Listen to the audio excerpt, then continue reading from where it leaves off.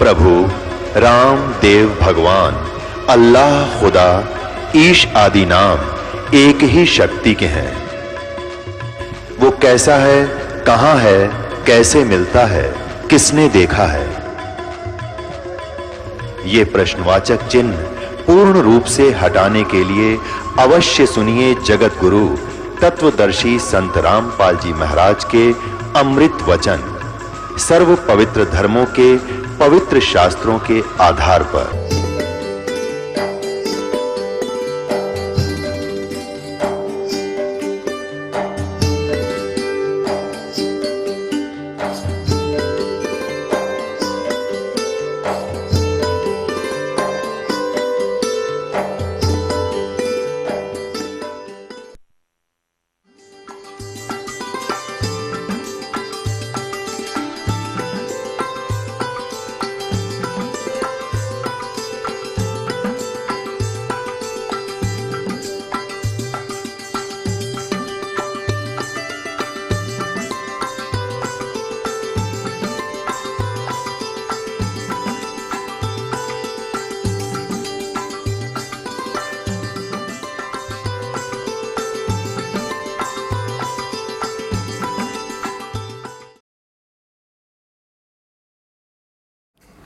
सतगुरुदेव की जय।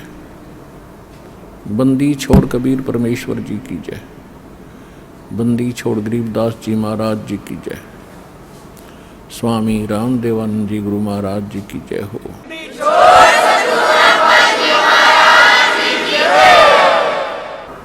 गरीब नमो नमो सतपुरुष को नमस्कार गुरु की नहीं।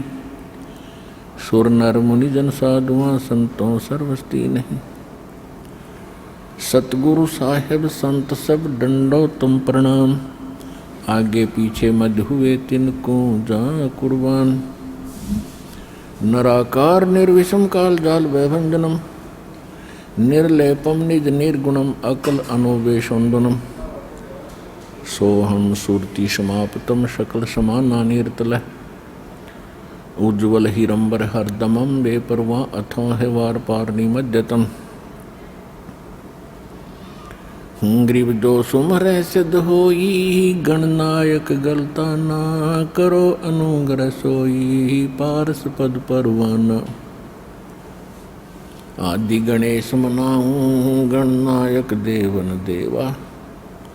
चरण कमल लो लाऊं आदंत करूं सेवा।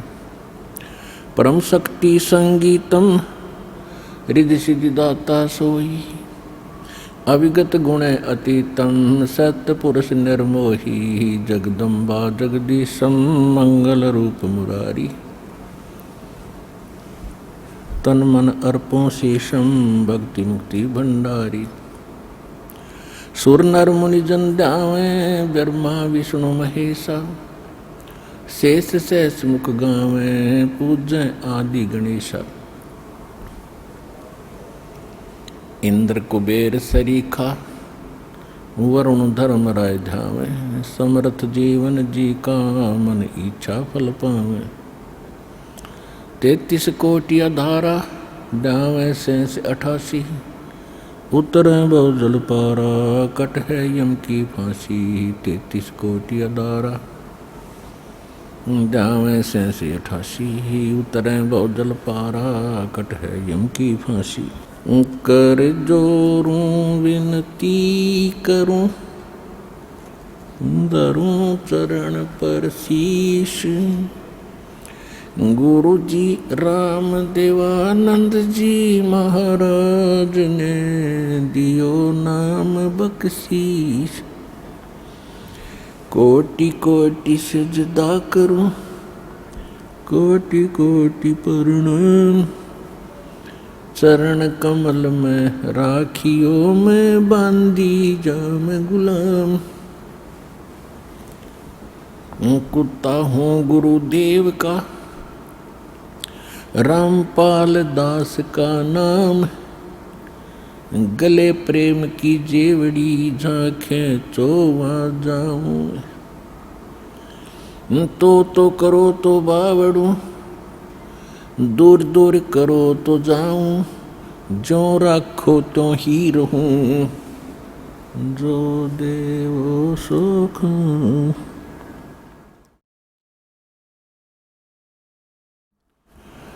परम पिता परमात्मा पूर्ण ब्रह्म सर्व सृष्टि रचनहार कबीर परमेश्वर जी की असीम कृपा से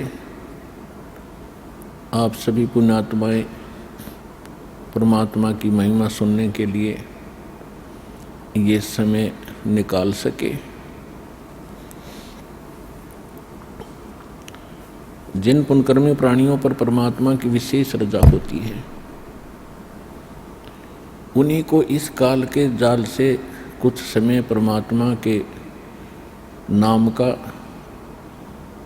और दान धर्म करने का, भक्ति करने का सुअवसर प्राप्त होता है। अन्यथा सभी प्राणी अपने उदर पूर्ति के लिए पूरा जीवन लगे रहते हैं और अंत में मनुष्य जीवन को नष्ट करके व्यर्थ करके 84 लाख प्रकार के प्राणियों के शरीरों में कष्ट उठाते हैं। और जो पुण्यात्माएं परमेश्वर कबीर जी के इस तत्व ज्ञान को ग्रहण करके इस सत भक्ति को प्राप्त करके सत साधना जीवन करते रहेंगे, उनके ऊपर से ये पहाड़ जैसा कष्ट दूर हो जाएगा। आप उन शुभ कर्मी प्राणियों से, उन पुण्य कर्मी प्राणियों में से हैं जिन पर परमात्मा की विशेष रजा है और जो इस मिशन से आगे जुड़ते चले जाएंगे वो भी पुण्यात्मा होंगी। दुर्भाग्य उन प्राणियों का इतना ज्ञान प्रत्यक्ष सुन और देख कर भी उनकी रुचि यहाँ आने की नहीं बन रही है। उनका कोई पाप कर्म ही आड़े अड़ा हुआ है। लेकिन ये सभी परमात्मा के बच्चे हैं, चाहे वो नकली संतों के पास भटक रहे हैं या अपनी स्वेच्छा से कोई परंपरागत साधनाएं कर रहे हैं। जिनकी भगवान में रुचि है वो बहुत अच्छी आत्माएं हैं और साथ में उनके पाप भी साथी हैं जो उनको सत साधना पर नहीं लगने देते। तो परमेश्वर कबीर जी का एक वायदा है, एक प्रॉमिस है। इस कलयुग का बिचला समय चल रहा है, मिड टाइम है ये इस कलयुग का। कलयुग का नहीं है लेकिन कलयुग में परमात्मा ने जो बिचली पीढ़ी का समय निर्धारित किया है उसका समय आ गया है सन 1997 से। और इसके बाद आप देख रहे हो परमात्मा की इस महिमा का कितना जोर शोर से प्रचार भी हो रहा है। और ऐसा अटपटा सा ज्ञान लगता था, आज पवित्र आत्माएं इसको स्वीकार भी कर रहे हैं। हमें पता है इस ज्ञान को जब सुनाना प्रारंभ किया था, सुनने वाले एक बार तो बहुत ढेर सारे आ जाते थे गांव नगर जहाँ भी हम सत्संग करते थे। लेकिन जब हम ब्रह्मा विष्णु महेश की वास्तविकता और इन साधनाओं की जो हम कर रहे थे उनके विपरीत सत साधना का जो परिचय देते थे, हमें महसूस होता था कि ये इनको ऐसा लग रहा है जैसे कुनीन खा रहे हों। उस दिन तो जैसे तैसे शर्म के मारे बैठे रहते या कुछ उठ कर भी चले जाते थे। अगले दिन कोई सुनने को नहीं आता था, क्योंकि उस समय हम प्रोजेक्टर नहीं रखते थे। फिर परमात्मा ने दया करी, ये ऐसे इंस्ट्रूमेंट बनाए। फिर इस प्रोजेक्टर का सहारा लेकर हाथों हाथ सच्चाई समाज को देना प्रारंभ किया। फिर ये सीडी डीवीडी का ऐसा व्यवस्था की परमात्मा ने सस्ते में, इनको बना करके समाज तक पहुंचाया। इसको रह रहकर सुना, प्रमाण मिलाए देखे, तब जाकर के ये सत्य ज्ञान आपके हृदय में समा गया, अब हजम हो गया आपके। और ये मूल ज्ञान था, इसकी आत्मा को असंख्य जन्मों से चाह थी, आवश्यकता थी। यही नहीं मिल रहा था हमारे को। ये तो सतगुरु आए दया करी ऐसे दीन दयाल, और बंदी छोड़ वृत्तास का वो जठ रगनी प्रतिपाल। स्वयं परमेश्वर आते हैं सतगुरु का अभिनय करने के लिए, लेकिन हम अपने अज्ञान अनुभव और सुने हुए उस लोक वेद के आधार से परमात्मा की परिभाषा ही अलग बना बैठे थे कि परमात्मा निराकार है, वो कभी साकार में दृष्टि गोचर नहीं है, केवल उसका प्रकाश देख सकते हैं। और श्री राम श्री कृष्ण जी को उसी निराकार परमात्मा का ही अवतार हम मानते रहे, लेकिन फिर भी हम परमात्मा को इनसे भी भिन्न मानते थे, क्योंकि ये दास श्री विष्णु जी का पुजारी था, इष्ट रूप में उनको मानता था, और शंकर भगवान और अन्य देवता तो हमारे साजले थे ही। लेकिन फिर भी कोई ऐसी बात आती थी तो हम पुकारा करते थे कि हे सच्चे भगवान, हे सच्चे मालिक। अब हमें याद आता है कि आत्मा को आभास था कि इनसे हटकर है कोई और परमात्मा, जो सच्चा मालिक है, वास्तव में भगवान है, जो सत्य साहिब है। तो आज वो निर्णय हो चुका है कि इनसे ऊपर और परमात्मा है, और वही पूजा के योग्य है, वही पाप नाशक है, वही हम सबका पालक और जनक है।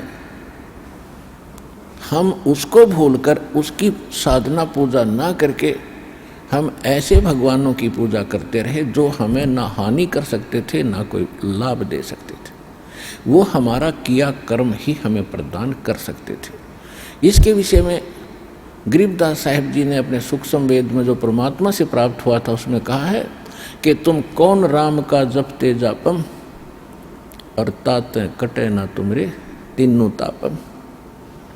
तुम जो साधना जिन भगवानों की कर रहे हो वो तीन ताप का नाश आपका नहीं कर सकते, और आप अधिकतर इस तीन ताप से ही यहाँ दुखी हैं। और बात रही प्रारब्ध की, प्रारब्ध का जो कर्म किस्मत में लिखा हुआ जो हमारे पुण्य और पाप होते हैं, उनके जोड़ को, उनके संयोग से जो बना हुआ एक जीवन मनुष्य का है, उसको प्रारब्ध कर्म कहते हैं। प्रारब्ध कर्मों में पुण्य और पाप हमारे ही संचित कर्मों में से एवरेज रेशो से निकालकर दोनों मिक्स करके बनाए जाते हैं। इसको एक जीवन मनुष्य का कहते हैं, और उस जीवन में लिखे हुए जितने भी पुण्य पापों का जो भोग है उसको प्रारब्ध कहते हैं। तो जब तक हम परमेश्वर कबीर जी की शरण में नहीं आते हैं, उनके बताए अनुसार सत्य साधना नहीं करते हैं और मर्यादा पालन नहीं करते हैं, तब तक हम न तो मोक्ष प्राप्त कर सकते हैं और न ही हम इन तीन तापों से ही बच सकते हैं, और न ही हमारे प्रारब्ध के अंदर लिखे हुए जो पाप कर्म हैं उनसे होने वाले दुख कष्ट संकट से हम नहीं बच सकते। तो आपके ऊपर कितना रहम हुआ है दाता का कि आपको वो परमात्मा मिल गए हैं, आपको वो मूल ज्ञान प्राप्त हो गया है, आपको वो मूल मंत्र भी प्राप्त हो रहे हैं जो परमात्मा ने आज तक छुपा कर रखे थे।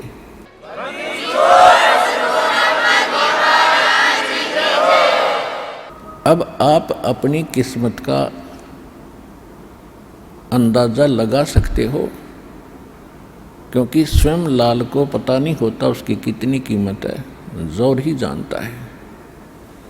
ये दास इस मार्ग का जोर ही बना दिया परमेश्वर ने और गुरुदेव जी की रजा ने, और दास जानता है कि आप उस परमात्मा के वो लाल हैं जिनके लिए वो असंख्य जन युगों से आपके पीछे पीछे भटक रहा है। गोता मारूं स्वर्ग में जा बैठूं पाताल, गरीब दास ढूंढता फिरूं अपने हीरे मोती लाल।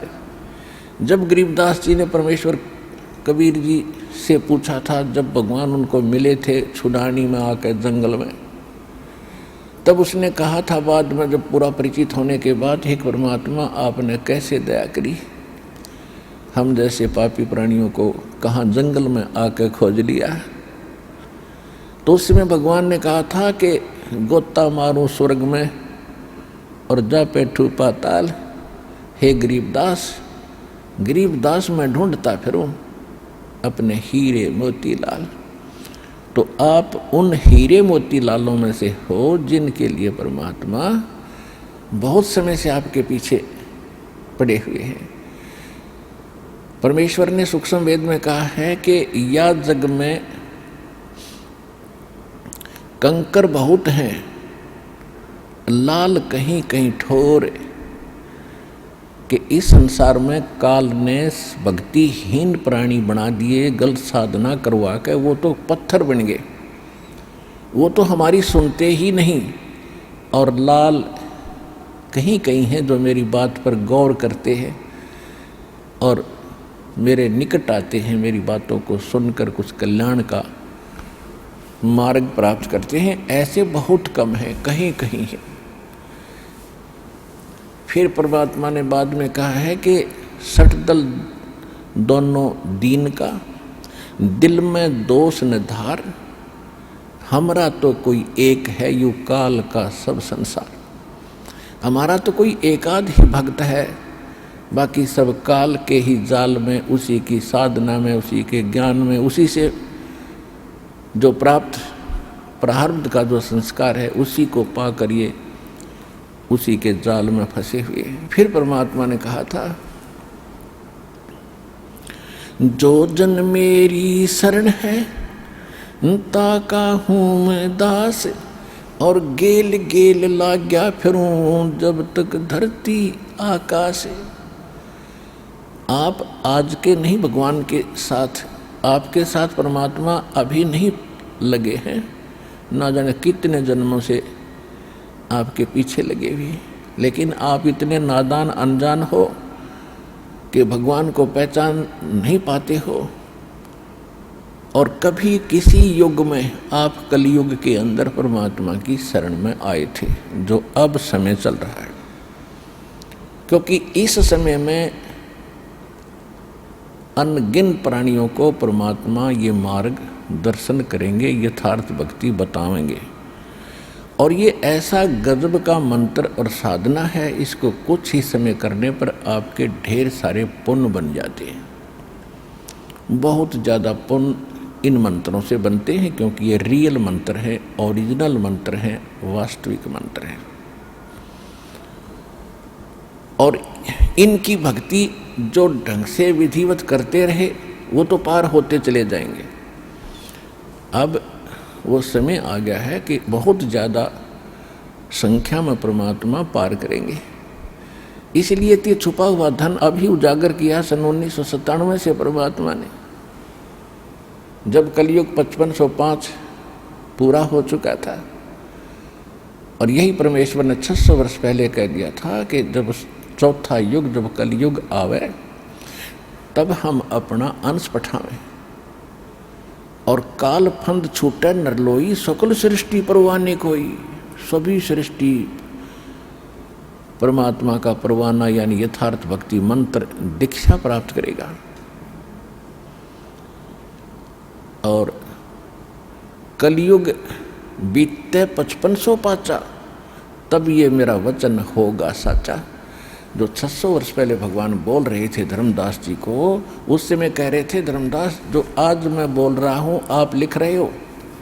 सवसम वेद में एक अंग है, कबीर सागर का एक अध्याय है, चैप्टर है, आप इसमें लिख रहे हो और मैं आज बोल रहा हूँ। जब तक वो समय नहीं आएगा जो मैंने आज बोल दिया, 5505 कलयुग बीतेगा, तब तक तो ये मेरा सवसम वेद में लिखा हुआ, ये बोला हुआ वचन ऐसा व्यर्थ सा दिखाई देगा।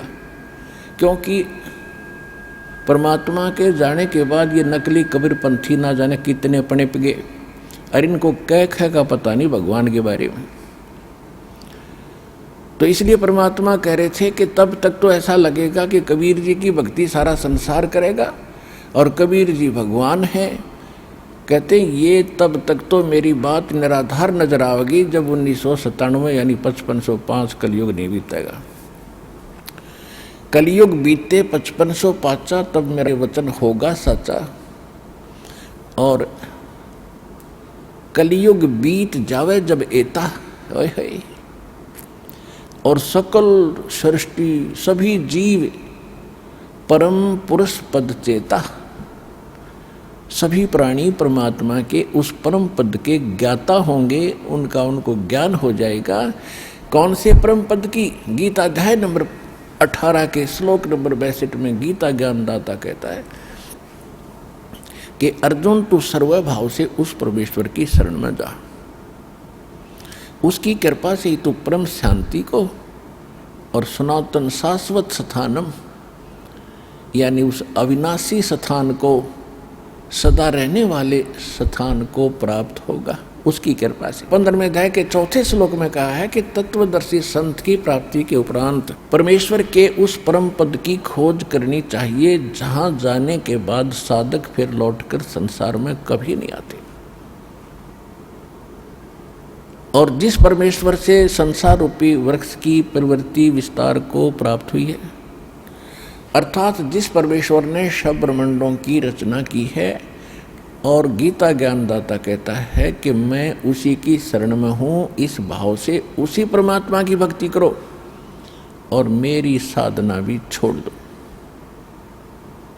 क्योंकि गीता अध्याय नंबर 2 के श्लोक नंबर 12 में, गीता अध्याय नंबर 4 के श्लोक नंबर 5 और 9 में, गीता अध्याय नंबर 10 के श्लोक नंबर 2 में गीता ज्ञानदाता स्वयं कहता है कि अर्जुन तेरे और मेरे बहुत जन्म हो लिए, तू नहीं जानता मैं जानता। इसी सिद्ध है कि गीता ज्ञानदाता कौन है? ये ब्रह्म है। इसको काल कहा संतों ने। ये 21 ब्रह्मांड का मालिक है जिसके लोक में हम रह रहे हैं। और इसके 3 पुत्र हैं, श्री ब्रह्मा, श्री विष्णु, श्री शिव जी, और दुर्गा इसकी पत्नी है। ये खुद कह रहा है कि मेरे और तेरे बहुत जन्म हो लिए, तू नहीं जानता मैं जानता हूँ। तो गीता ज्ञानदाता ब्रह्म है। 8वें अध्याय के 13वें श्लोक में श्रीमद् भगवद गीता में ये कहता है कि ओम इति एकाक्षरम ब्रह्म व्यवहारण माम अनुस्मरण ये परियाति तजंदेहम सयाति परमाम गतिम। मुझ ब्रह्म का केवल एक ओम मंत्र है, नथिंग एल्स, कुछ नहीं और इसका उच्चारण करता हुआ अंतिम सांस तक इसका जाप करता हुआ शरीर त्याग कर जाता है तो ओम से मिलने वाली परम गति प्राप्त हो जाती है। ओम से मिलने वाली अंतिम उपलब्धि क्या है कि ब्रह्मलोक प्राप्त होता है, क्योंकि ये ब्रह्म का मंत्र है। श्री देवी भागवत दुर्गा पुराण में 7वें सगंध में और सचित्र मोटा टाइप केवल हिंदी और गीता प्रेस गोरखपुर से प्रकाशित के पृष्ठ 562 और 63 पर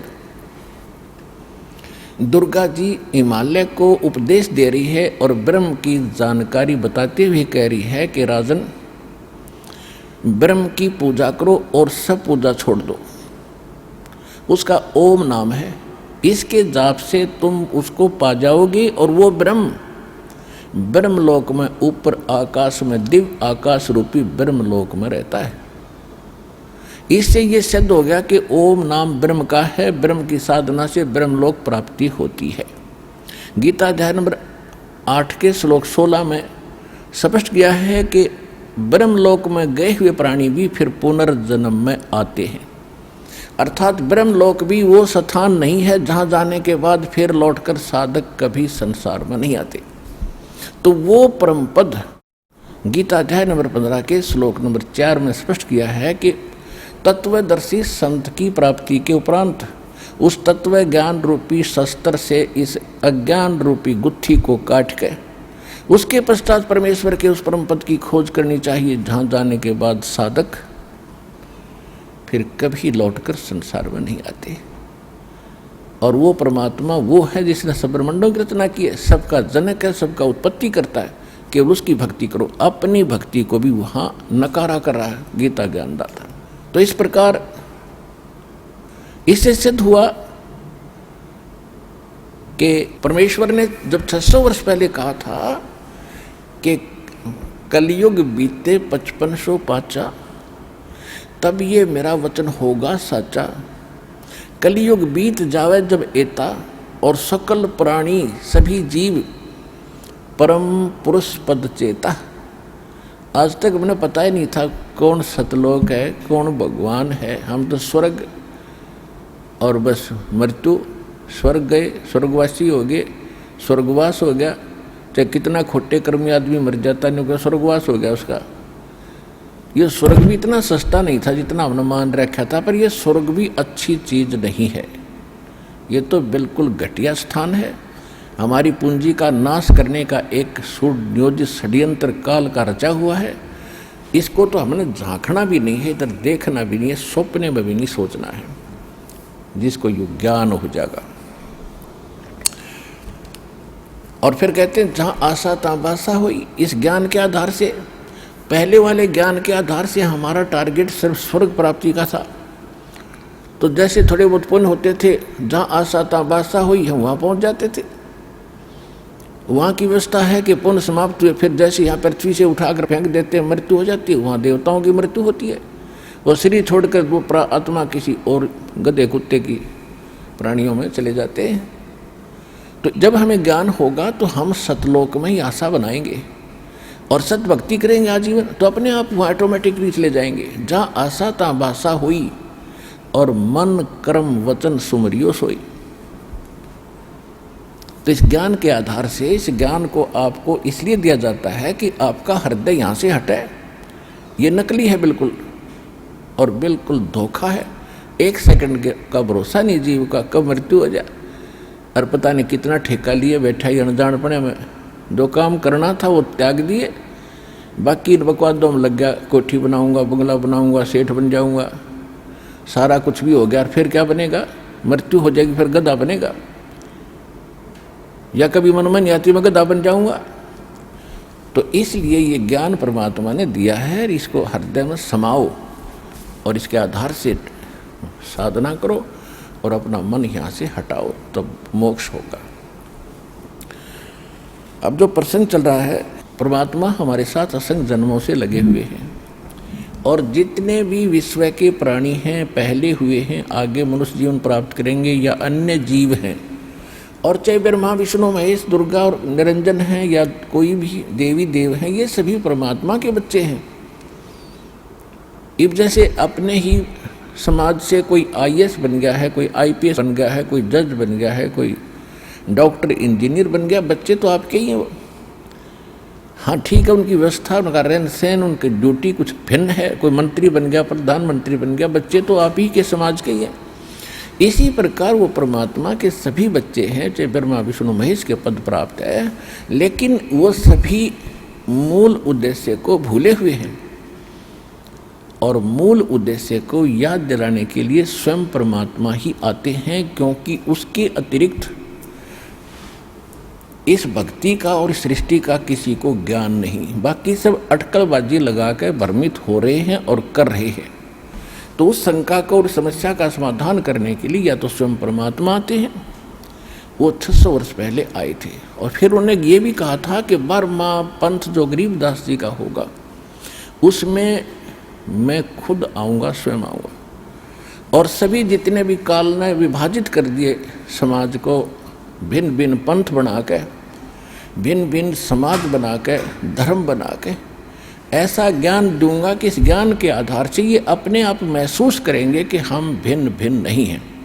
तो उस समय ऐसे ज्ञान को समझकर वो स्वतः ही बगैर डटे, बगैर रोके, किसी की रुकावट नहीं मानेंगे, और मेरे द्वारा चलाए गए उस यथार्थ कबीर पंथ में वो आकर दीक्षित होंगे और पूरे विश्व का कल्याण होगा, जो इस मंत्रों को ले लेंगे।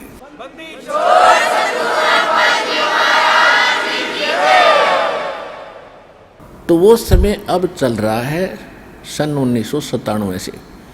उस दिन परमात्मा इस दास को मिले थे और संकेत कर गए थे कि जिसके लिए हमने ये बैन लगा रखा था, आज बैन उठा दिया है। अब तीनों मंत्र बेशक से दिल खोल कर प्रदान कर दे, अब मैं आप देख लूँगा। तो वो समय आएगा, आपके समक्ष है। इन मंत्रों का ना कबीर पंथियों को ज्ञान, ना गरीबदास पंथियों को ज्ञान, और ना ही मूल मंत्रों का जो हमारे वेदों और गीता क्या बताती है उस पर सच साधना का, ना हमारे हिंदू धर्म के गुरुओं को ज्ञान। तो इस दास पर दया हुई है कि सभी मानवों को एक ही साधना करनी पड़ेगी मोक्ष प्राप्ति के लिए। ठीक है, अन्य जितनी भी धार्मिक बुक्स हैं वो हैं परमात्मा से संबंधित, लेकिन उनमें वो संपूर्ण यानी कंप्लीट स्पिरिचुअल नॉलेज और कंप्लीट मेथड ऑफ वर्शिप नहीं है। तो जब तक कंप्लीट नहीं मिलेगा तो अधूरा ही होता है। जैसे आप कहीं टेलीफोन मिलाते हो और एक नंबर कम हो जा, पता नहीं कहाँ मिलेगा, तो इनकम्प्लीट है वो। तो इसी प्रकार इनकम्प्लीट तो इनकम्प्लीट ही होता है, वो यूजलेस होता है। तो complete spiritual knowledge, complete method of worship यानी संपूर्ण अध्यात्म ज्ञान, संपूर्ण अध्यात्म भक्ति परमात्मा की, वो सूक्ष्म वेद में थी और लिखी हुई थी, लेकिन ये समझ नहीं सके। तो अब इस दास को वो दृष्टि दी है भगवान ने कि उन मंत्रों को आज आपके पास रूबरू कर दिया और उसके प्रतिफल आज देख रहे हो कितना लाभ हो रहा है, कितनी भक्तों के दुख दूर हो रहे हैं और मोक्ष भी गारंटीड होगा, क्योंकि भगवान का दिया ज्ञान है।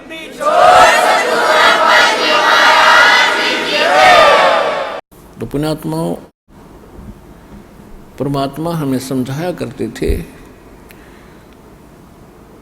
600 वर्ष पहले जो भगवान स्वयं आए थे,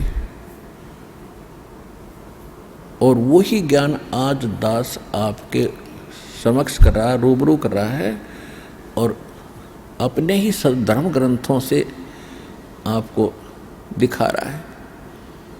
और आप मान रहे हो कि सचमुच जिन ग्रंथों को आज तक हम श्रोधार्य मानते रहे, इनमें जो लिखा सत्य है, और हम उसके विपरीत सुन और कर रहे थे, तो आंखों देखकर बुद्धिमान को मानना पड़ेगा। आंखों देखकर कौन नहीं मानेंगे? जिनका कोई स्वार्थ निहित है, कौन जो किसी गुरु पद पर प्राप्त हैं, या कोई महंत बने हैं, या कोई उन बुकों को, उनके अनुभव की पुस्तक जो गलत ज्ञान से युक्त हैं, उनको बेच कर रोजी रोटी चला रहे हैं। और विशेषकर इन्हीं लोगों का होल्ड भक्तों के ऊपर रहा है। भोले भाले श्रद्धालु तो अपने गुरु और उनसे संबंधित मुख्य व्यक्तियों की सारी बातों को सत्य मानते रहे, और जिस कारण से वो जो कुछ कह देते थे तो किसी की फिर सुनते ही नहीं श्रद्धालु। और यही बिजली गिरी रही कि परमात्मा 600 वर्ष पहले आए थे और वो समझाया करते थे कि ना तो हिंदू ठीक से साधना कर रहे हैं और ना मुसलमान ठीक से साधना कर रहे हैं। और जिस बात का विरोध इन नकली मुल्ला, काजी और पंडित गुरुओं ने परमेश्वर का कराया था, इतना विरोध कर दिया था कि उसके नाम से भी नफरत पैदा कर दी थी। कबीर झूठ बोलता है, हिंदू कहते थे ये हमारे हिंदू धर्म के विरुद्ध बोलता है, हमारे देवी देवताओं का ये अपमान करता है, इसकी बात भी ना सुनना, तुम्हें पाप लगेगा।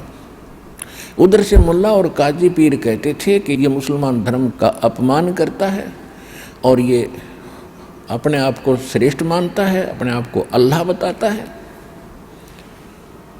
तो इसकी बात पर कोई भी विश्वास मत करना।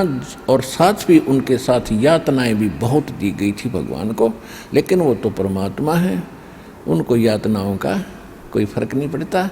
क्योंकि जैसे बच्चे होते हैं छोटे छोटे और कोई गलती करते हैं, पिता उनको मना कर देता है। कई बच्चे ऐसे शरारती होते हैं कि पिता उनसे कोई वस्तु छीन लेता है कि तुझे हानि कर देगी, तो पिता को ही थप्पड़ मारने लग जाते हैं।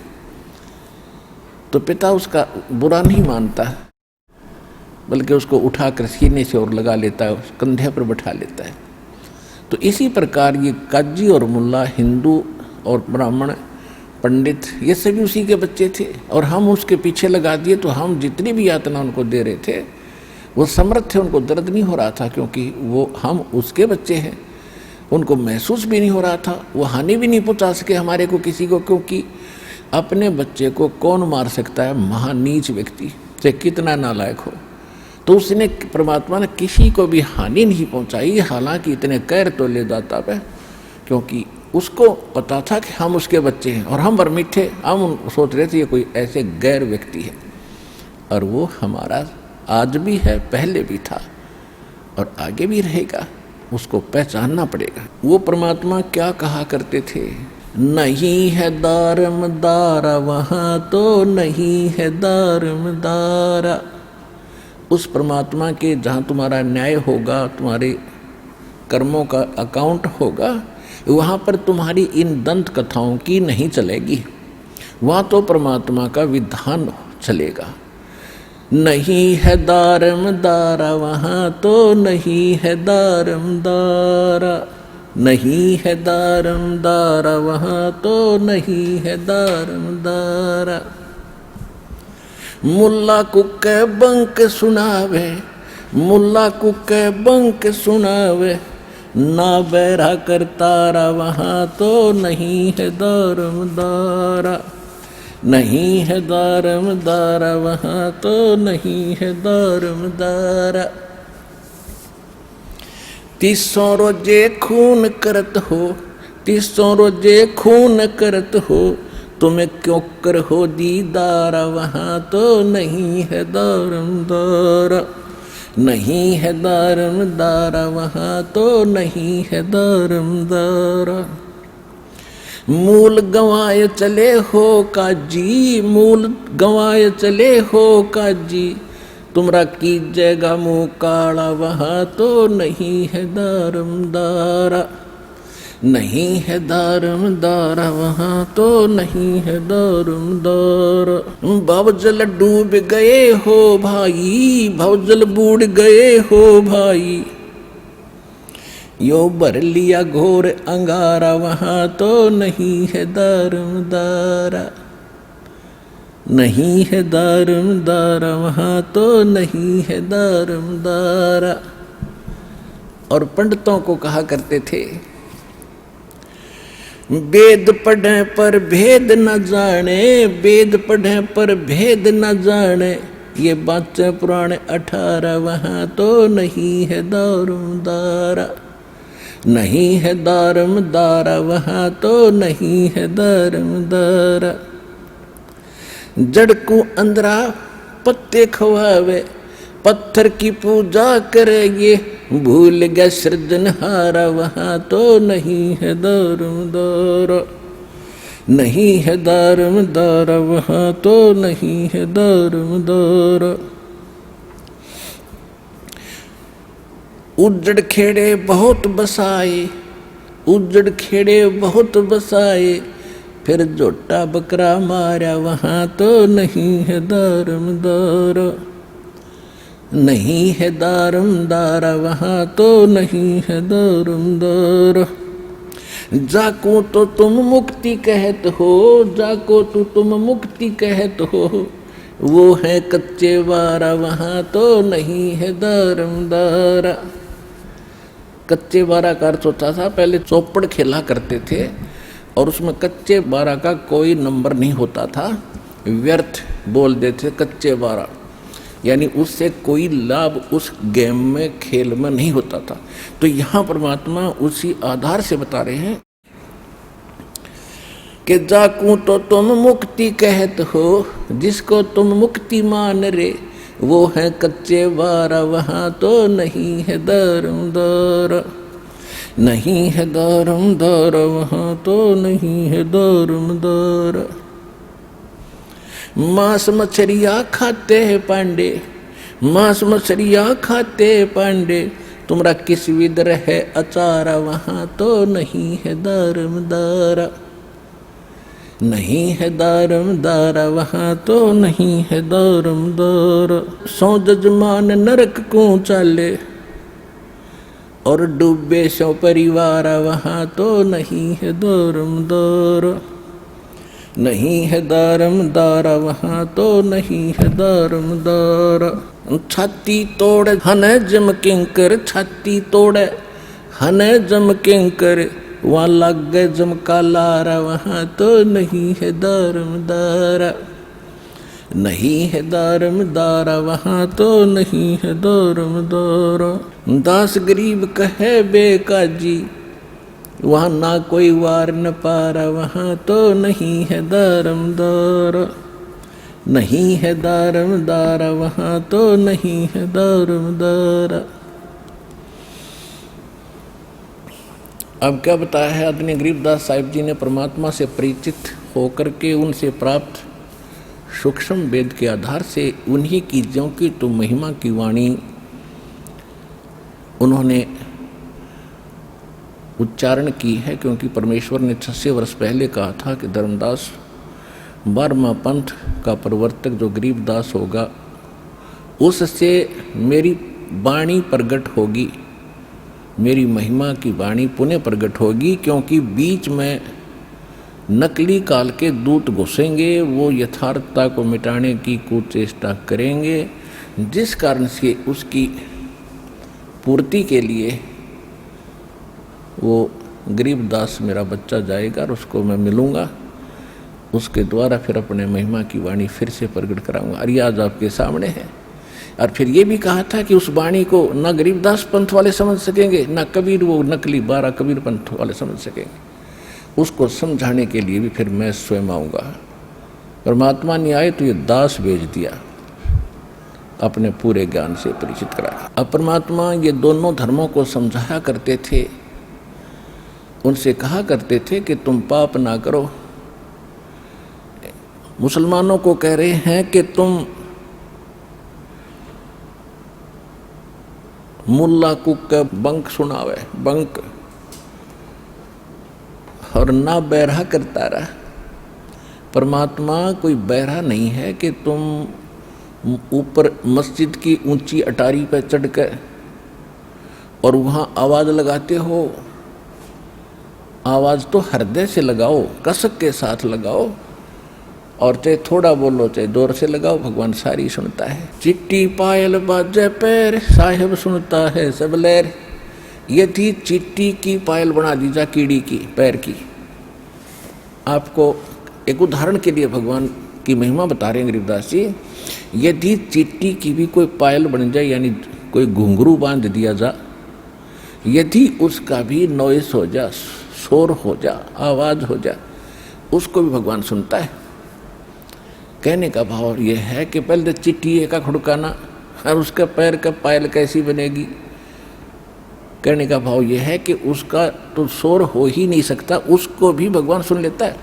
यानी ऐसी सूक्ष्म आपकी भावनाओं को भी मालिक सुन लेता है जो मन में सोच भी करते हो। फिर क्या कहते हैं, जैसे क्या करते थे मुसलमान भाइयों में जो प्रचलित अज्ञान परंपरा है पाप बढ़ाने की, उसमें क्या है कि एक कुर्बानी देते हैं, वो अपना संकल्प करते हैं कोई मनोकामना पूर्णा के लिए कि मैं बकरे कुर्बान करूंगा, इतने बकरे कुर्बान करूंगा, या इतनी कोई गाय करूंगा। तो कैसे करते हैं,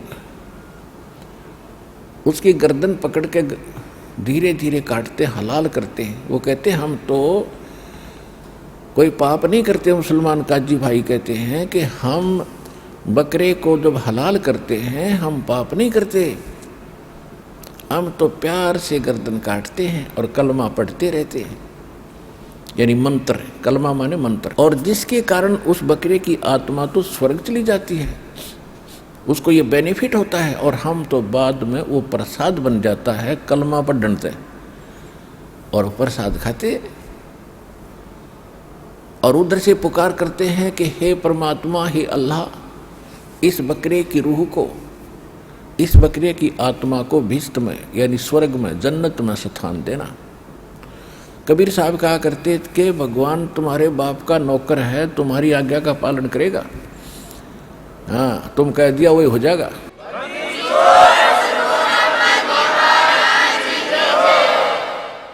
और अगर इस विधि से, जैसे आप मान रहे हो कि बकरा काटने से, ऐसे इस तरीके से हलाल करने से और कलमा पढ़ने से इस आत्मा को स्वर्ग प्राप्ति होती है, और जन्नत के लिए तो सारा कुछ हो ही रहा था जब तक तुम्हें मूल ज्ञान नहीं था। तो ऐसी अगर तुम्हें दृढ़ विश्वास है इस बात पर, जो साधना तुम कर रहे हो और जन्नत के लिए सारे पांव पीट रहे हैं, सब प्रयत्न हो रहे हैं, तुम अपने परिवार के किसी सदस्य को इस विधि से जन्नत भेज के दिखा दो। उसको करो हलाल और बोलो कलमा और अर्ज लगाओ भगवान से कि इसकी आत्मा को स्वर्ग में स्थान देना।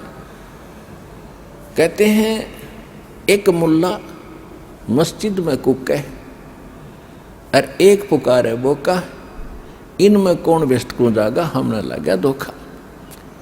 एक तो बकरा अपनी जान को रो रहा है, उसकी गर्दन काटी जा रही है, मैं मार रहा है मैं, और एक मुल्ला ऊपर मस्जिद में आवाज लगा रहा है। कहते एक मुल्ला मस्जिद में कूक है, एक पुकारे बोका, अपनी जान न रो रहा, वो भी मैं मार रहा है, इनमें कौन सा स्वर्ग में जागा, हमने लगा धोखा। अर्थात कोई से को स्वर्ग नहीं। फिर क्या कहते हैं कि जय या रूह तय भिष्ट पठाई, भिष्ट कहते हैं स्वर्ग जन्नत को, हेवन को। बकरे की यदि ये रूह तने भिष्ट पठा दी तो कर तदबीर कबीला भाई। जब माना तो अपने परिवार ने करके दिखा दे, हम मान जाएंगे तेरा मेथड सही है। तो इन बातों का परमात्मा का कहने का उद्देश्य क्या था कि 300 रोजे खून कर तो और कैसे हो दीदार है। अरे पाप करनी है ना, भगवान मिलेगा, फिर भक्ति की आवश्यकता क्या है। चाहे वो हिंदू करो, चाहे मुसलमान, सिख करो, चाहे ईसाई, 100 कोस है भगवान उससे। कहते हैं जो नर गोसत खात है प्रत्येक राक्षस जान, और इसमें संशय है नहीं, चाहे हिंदू खाओ चाहे मुसलमान। तो इन बातों का उन मुल्ला और काजियों ने चाहिए तथा भला मनाना भगवान का। अगदी आप सही कह रहे हो, लेकिन अपने मान बढ़ाई के कारण आप भी जीवन नाश किया और अपने अनुयायियों को भ्रमित करके परमात्मा का दुश्मन बना दिया। इसी प्रकार हिंदुओं को कह रहे थे भगवान कि वेद पढ़ो पर भेद ना जानो, और बच्चे प्राण उठारा, और पत्थर की पूजा कर रहे हो तो भूल गए सृजनहारा। फिर कहते मांस मछलियां खाते पांडे, ऊपर से तुम इतने शुद्ध रहते हो, किसी का हाथ भी नहीं लगने देते, पानी भी किसी का नहीं पीते, दूसरी जाति वालों का कपड़ा भी नहीं छूते, और मांस मछलियां खाते पांडे, तुम कैसे विद रहे आचारा। तुम्हारे जो आचार विचार हैं, जो तुम शुद्धता रख रहे हो, ये खा करी, जब मांस खा लिया तुमने, मछली खा ली। एक बार ये दास कुछ भक्तों को, 5-7 भक्तों के साथ वो स्थान देखने गया था जहाँ पर हमने पढ़ा था, और कि परमेश्वर कबीर जी ने जगन्नाथ के मंदिर को समुद्र में बहने से बचाया था। यानी समुद्र, जगन्नाथ जी का मंदिर बन जाता था और समुद्र में तूफान आता था, उसको ढा देता था। ऐसे 4-5 बार 6 बार हुआ था। आखिर में वो राजा भी दोहना थक गया था और उसने हिम्मत हार ली थी कि मैं बनाता हूँ, भगवान का आदेश है और समुद्र बनने नहीं देता। तो तब परमात्मा स्वप्ने में श्री कृष्ण जी ने बताया था उस राजा इंद्रदमन को, उड़ीसा के राजा को, और परमात्मा पहले दिन गए थे उसके पास, राजा के पास, कि मैं आपका मंदिर बनवा दूंगा और इस समुद्र को रोक दूंगा। एक वृद्ध से रूप में गए थे, लेकिन जब इंद्रदमन पर विश्वास नहीं हो रहा था, तो सपने में श्री कृष्ण दिखे और कहा कि जो महात्मा आए थे ना तेरे पास, ये परम शक्ति युक्त है, मैंने ध्यान लगा कर देख लिया और उनसे अर्जी लगा। तो ऐसा किया गया था कि परमात्मा ने कहा था कि जिधर से समुद्र उठकर आता है वहाँ मेरा एक चौरा बना दो, चबूतरा, एक पत्थर तराश के ऊपर से और एक बना दिया गया। वहाँ परमात्मा बैठ के उतार हो गया मंदिर, और परमात्मा वहाँ बैठ गए थे उस स्थान पर, और समुद्र ने तो आना ही था, ऊपर उठ गया 40 फुट ऊपर, और परमेश्वर ने ऐसे वहाँ कर दिया बैठे बैठे। वो ऐसा रुक गया था समुद्र जैसे पहाड़ खड़ा हो, वहाँ का वहाँ जाम हो गया था। तो जल का देवता, समुद्र का देवता आया, उसने कहा जी मुझे जाने दो आगे। परमेश्वर ने कहा कि क्या करेगा आगे जाके, कि मंदिर को तोड़ूंगा, कि ये मंदिर आम मंदिरों जैसा नहीं है, इसमें कोई पाखंड पूजा नहीं होगी, इसमें कुछ भी मूर्ति आदि नहीं रखी जाएंगी, इसमें केवल भक्ति मार्ग होगा, और इसको मत तोड़ो। और यही श्री कृष्ण जी ने आदेश दिया था स्वप्न में कि उसमें ना कोई मूर्ति रखी जा, ना मूर्ति की पूजा हो, तो ये तो बाद में मूर्तियां किसी के कहने से एक नाथ आया था, गोरखनाथ, भेष बदल कर उसने मजबूर कर दिया इंद्रदमन को, जब वो 3 मूर्ति बनवा कर रखी थी। ये कई बार सुनाएंगे कभी कथा, क्योंकि आज विषय दूसरा है। और उन मूर्तियों के भी हाथ दोनों नहीं बन पाए थे, कारीगर पच लिए थे। वो भी परमात्मा ने फिर जाकर रजा करी थी, इतनी भी बनवाई उनकी, क्योंकि राजा बहुत डर गया था। तो मूर्तियों की पूजा नहीं होती वहाँ पर, अलग से प्रसाद प्रसूद बना के बाँट बूट देते। पहले उसमें एक ब्राह्मण रहता था, कथा सुना करता था, को दर्शनार्थ आते थे। फिर वो समुद्र चला गया था, उसको और काफ़ी लंबी कहानी है, फिर बताएंगे। तो वो स्थान आज भी कबीर पंथियों के द्वारा सुरक्षित है कि जगन्नाथ के मंदिर को परमात्मा ने बचाया था। इस कंडीशन से बचाया था कि इसमें कोई छुआछात नहीं करेगा और कोई मूर्ति पूजा नहीं होगी। अपनी सामर्थ्य दिखाने के लिए, और एक पिछला भी प्रोमिस था इस काल के साथ भगवान का। ये लंबी कहानियां हैं, आने वाले समय में पूरी कथा सुनाया करेंगे, क्योंकि अभी तक तो दास उस दलदल से उभरा है कि आपको रह रहकर प्रमाण दिखाता था, देखो Kabir is God, Kabir is God, ये लिखा है इस शास्त्र में लिखा। अब दास आपको एक ऐसी कथा सुनाया करेगा, आपकी आंखों से आंसू बहा करेंगे इतना, क्योंकि अभी तक तो मैं सुनाता ये कथा थर आपका जचड़िए नहीं थी कि कबीर जी ने ऐसा कर दिया। नहीं नहीं नहीं नहीं, नहीं। मन टिकने नहीं देता। तो पहले मन के मैल को साफ किया है, ये प्रमाण दे देगा, और फिर इतने दुख दूर कर दिए। भगवान जो क्या करता है, ये कबीर इज गॉड, इधर से देख लो चाहे उधर से, God is God, Kabir is God.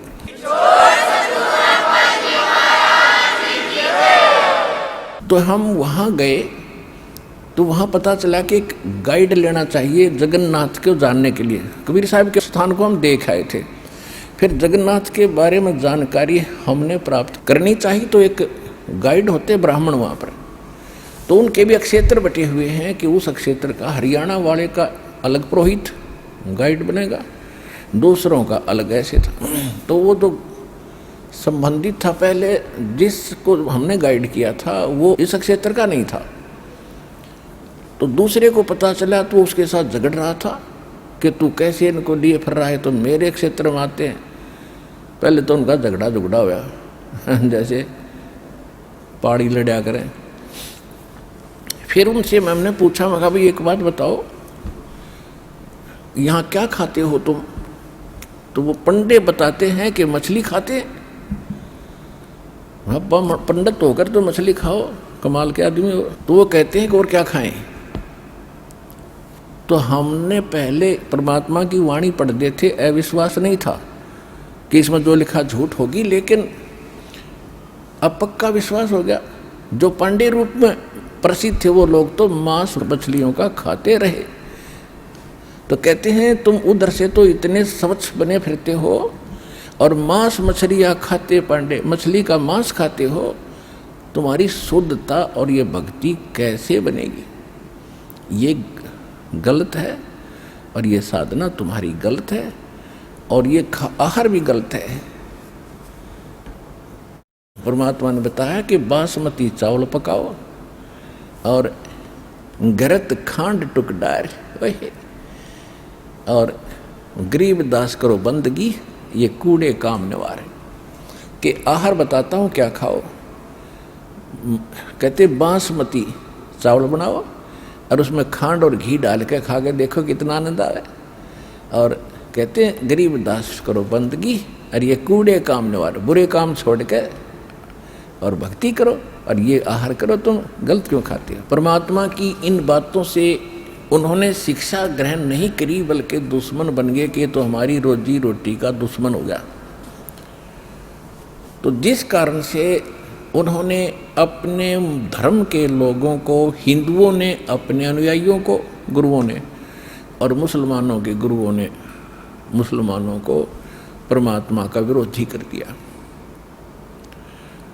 और कहना तो उन्होंने होता है कि तो धर्म के ऊपर तो हमें लड़ाकर मारते ही रहेंगे आज तक। तो इस बात पर हम दृढ़ हो जाते थे कि हमारे धर्म के खिलाफ कौन बोल गया। उन्होंने परमात्मा के साथ सब जुल्म कर लिए। एक बार एक शेख तकी नाम के सिकंदर लोधी, दिल्ली का बादशाह, जो कि पूरे हिंदुस्तान का सम्राट था, और उसके अंतर्गत फिर पूरे भारतवर्ष के छोटे छोटे नरेश राजा आते थे। और उस समय अफगानिस्तान, पूर्वी और पश्चिमी पाकिस्तान, बलूचिस्तान, इराक, ईरान, गजनी, ये सारा का सारा क्षेत्र भारतवर्ष में आता था।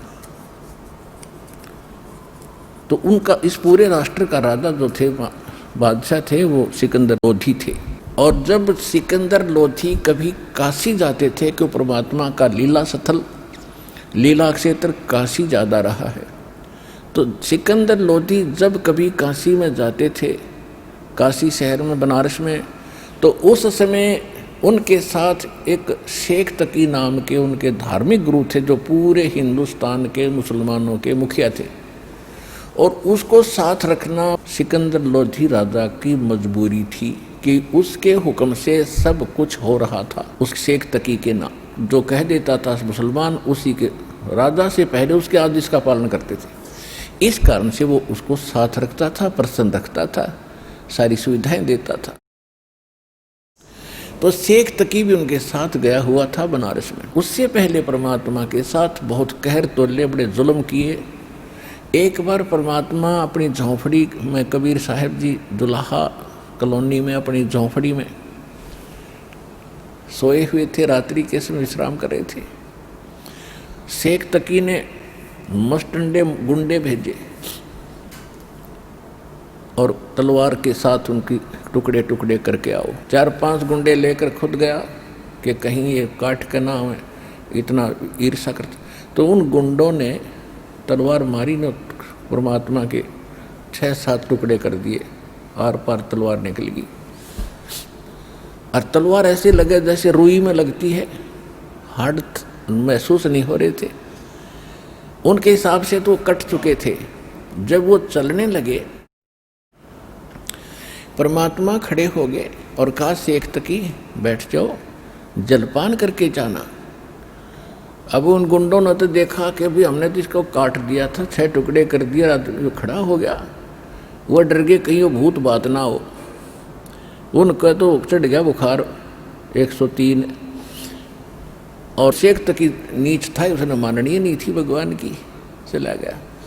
तो इतना कुछ देख कर भी वो महिमा का भूखा व्यक्ति परमात्मा से ईर्षा रखता था, उसने नहीं मानी, ना मानने दी। ऐसे और बहुत से कहर भगवान के ऊपर तोले थे। जहाँ भी सत्संग कर रहे होते थे, वहीं किसी बदमाश को भेज देते थे परमात्मा को, कोई डले मारता था, कोई लठ मारता था। लेकिन वो तो हमारे लिए हमारे बाप हैं, हमारे पिता हैं, माता हैं, सभी गुणों से व्यक्त है, हमारे बंधु और साथी भी वही हैं। तो वो तो हमारे लिए भटकते ही रहेंगे। हमारी आंखें कद खुलेंगी, उसकी मालिक को इंतज़ार है। तो वो आंखें खोलने के लिए अब ये सारा सिस्टम मालिक ने दिया है। ये यथार्थ ज्ञान दिया, ऐसा विज्ञान दे दिया कि आप अपने मोबाइल में बैठकर अक्सर अक्सर देख सकते हो और पहचान सकते हो, जान सकते हो, और उसका तुलना, कंपैरिजन अन्य ग्रंथों से कर सकते हो। इसलिए अब आपकी ये नींद टूटेगी। परमात्मा ने ये विज्ञान और ये ऐसे इंस्ट्रूमेंट भगवान ने दिए, ये मनुष्य नहीं बना सकता। ये स्वप्न भी ना लेना कि मनुष्य ऐसे इंस्ट्रूमेंट और ये इंटरनेट वगैरह का जुगाड़ जोड़ लेगा। 43,20,000 वर्ष हैं 4 युगों में, और 3 युग जालिए। सतयुग में तो 17,20,000 कुछ वर्ष होते हैं। उसके बाद उससे आधे, उसके बाद उससे आधे, तो अब ये 4,32,000 बच रहे हैं। यानी 40 लाख तो जा चुके वर्ष। और आपको पता है हमारे पास कैसे इंस्ट्रूमेंट बने हुए थे।